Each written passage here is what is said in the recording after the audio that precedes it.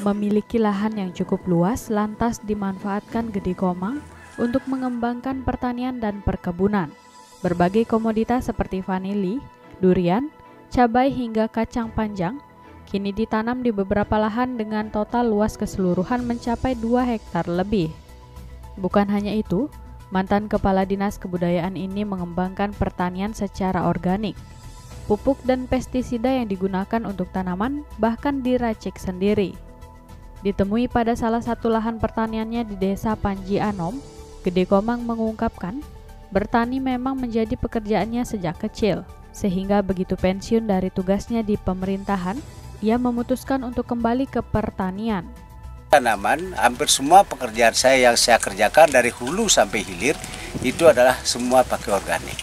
Dan itu bikin sendiri, bukan saya beli, saya bikin sendiri. Kebetulan saya di Ticikule ada semacam demplot. Di tempat saya pelihara vanili, itu kurang lebih di sana ada 600 pohon. Kemudian kebetulan tempat saya di Ticikule itu saya memang bikin tembok penyengker cukup tinggi, dan gerbangnya pun juga kalau orang mau ke sana, kalau tidak ada saya tidak bisa masuk karena itu tertutup. Kalau saya pulang tentu akan terbuka. Di dalam itulah saya bekerja, membuat pupuk cair, membuat pupuk organik, termasuk juga membuat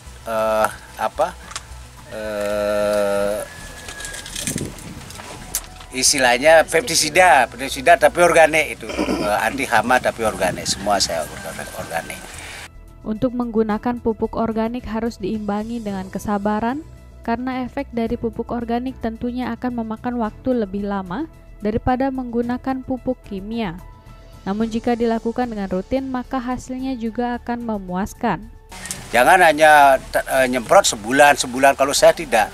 1 minggu misalnya POC organik, kemudian besoknya saya pakai untuk antivirusnya, jadi untuk anti hama.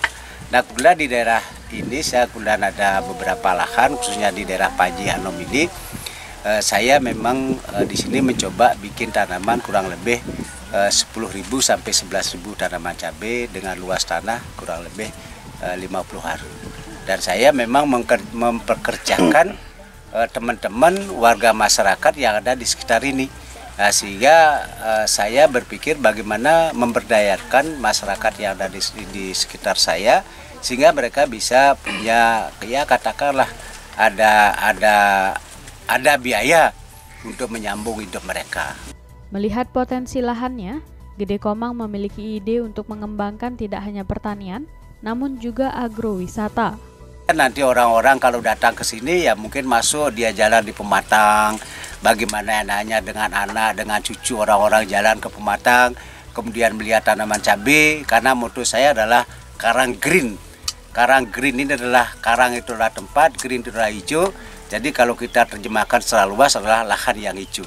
Nah, sehingga di sini bisa untuk tempat main, bisa melihat pemandangan, karena kalau kita lihat ke utara laut kelihatan, kemudian di sebelah kanan saya ini ada ada semacam tebing, ada jurang. Ini pemandangan yang cukup indah sebetulnya. Nah, di samping itu kalau mereka kumpul datang ke sini, mereka bisa petik cabai, nanti bisa mereka petik kacang, bisa nanti dia pancing ikan. Nah, nanti kalau pancing ikan ya mungkin kalau satu ikan dia dapat misalnya 2.000 gitu ya. Kemudian langsung dia bakar, kita siapkan bumbu. Kemudian mungkin dia bawa nasi, kalau tidak bawa nasi ya kita siapkan nasi juga di sini, sehingga mereka itu akan bisa menikmati suasana yang nyaman, suasana pedesaan.